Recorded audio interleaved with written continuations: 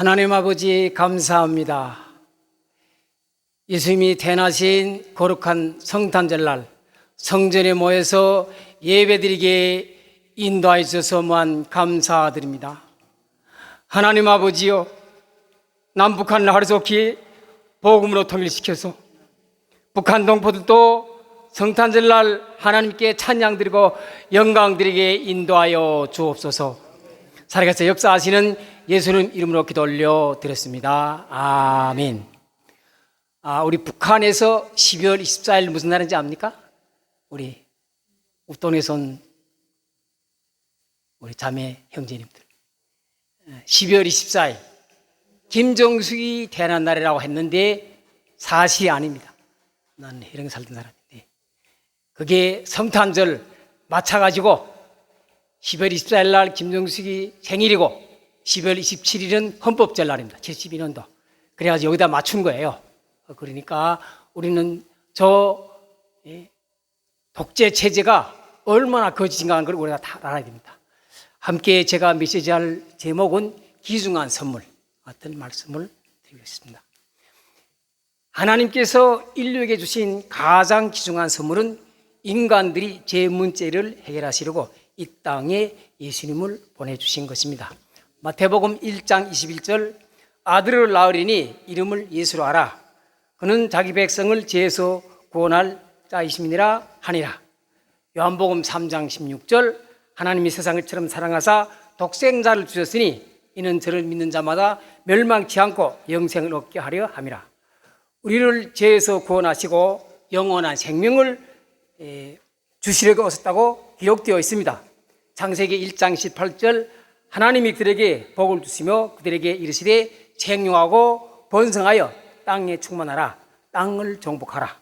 바다의 물고기와 하늘의 새와 땅에 움직이는 모든 생물을 다스리라 하시니라. 하나님 인간을 창조하신 목적은 그들에게 복주고 생육하고 번성하라고 주셨다고 가르치고 있습니다. 창세기 2장 7절에 하나님이 흙으로 사람을 지으시고 생기를 코에 불어넣으니 사람이 생명이 되니라. 하나님 영이 우리 가운데 들어왔습니다. 영의 세계는 하나님과 소통하는 공간, 그 차원의 세계인 것을 믿습니다. 우리가 혼이 빠진 사람을 어떻게 표현합니까? 혼비백산, 기절초풍, 기가 빠졌다고 하죠. 혼 빠진 인간의 모습은 식물인간, 어떻게 침해하면 세계하고 소통 못하죠. 사람이 죽으면 육신을 흙으로 돌아가고 영혼은 하늘나라로 가죠. 우리가 중고등학교 다닐 때 물리 시간에 물질 질량 및 보존 법칙을 배웠죠. 이제 초가 타는데 초 때는 다 녹아서 없어지지만은 그 초가 없어진 거 아니잖아요. 다 타서 기체가 돼서 우주에 떠들잖아요. 실험에 하면 땅에 있는 화학 원소와 사람의 몸의 화학 원소가 똑같다는 겁니다. 그래서 저도 저 중국에 왔을 때는 잘 안 믿었어요. 어떻게 하나님이 흙으로 사람 지었는가? 아니거든요. 우리 북한 땅엔 특히 매장만 하잖아요. 죽으면 분명히 흙으로 간단 말이에요. 흙으로 왔으니까 흙을 갈 수밖에 없잖아요. 그러니까 영혼은 하늘나라 가는 거예요. 믿으시기 바랍니다. 어떤 분들이 인생 문제를 이야기할 때 우리가 죄 문제가 아니겠습니까? 하나님의 형상대로 지음받은 인간이 불순종하여 죄가 우리 가운데 들어왔고 에덴 동산에서 쫓겨나서 고통 속에서 살게 되었습니다. 창세기 1장 21절에 하나님 자기 형상 곧 하나님 형상대로 창조하시되 남자와 여자를 창조하시고 그런데 따먹지 말라는 선악과를 따먹고 죄가 인간 가운데 들어오게 되었죠. 인류의 조상 아담 하와로부터 그 원죄와 자범죄를 인하여 사람들은 죄에서 자유로울 수 없습니다. 하나님을 안 믿는 사람은 말할 수 없고 믿음 생활하는 평신도들과 직분자들까지도 죄에서 절대로 자유로울 수 없습니다. 우리가 죄 문제, 인생 문제를 해결하기 위하여 예수님 땅에 오신 것을 우리가 믿으시기 바랍니다. 죄 문제를 이야기하면서 우리가 제일 필요하는 돈에 대하여 나누고 싶습니다. 성경에는 돈, 만몬에 대하여 3,000번 기록되어 있습니다. 그만큼 중요하다는 것입니다. 결론부터 말씀드리면 돈은 우리 생활에 절대적으로 필요하지만은 행복을 가져다 주지 않는다는 것입니다. 돈은 삶의 불편함을 덜어주지만 행복 조언을 채워주지 않는다는 것입니다. 우리 가정에서 어린 아기를 놓고 웃지 돈을 놓고는 안 웃지 않아요. 돈은 절대적으로 필요는 합니다. 돈이 노예, 만머니 노래 살지 말고 돈을 오히려 다스려야 합니다. 내일 일은 난 몰라요. 하루하루 살아요. 불행이나 고통이도 내 뜻대로 못해요. 성령이 여기까지 부르겠습니다. 사실 자다가 내일 아침 하나님 들어가면 끝입니다. 예? 살아있는 동안에 우리가 돈에 너무 집착하지 맙시다. 돈이 있어야 되지만은 행복을 주지 않는다는 겁니다.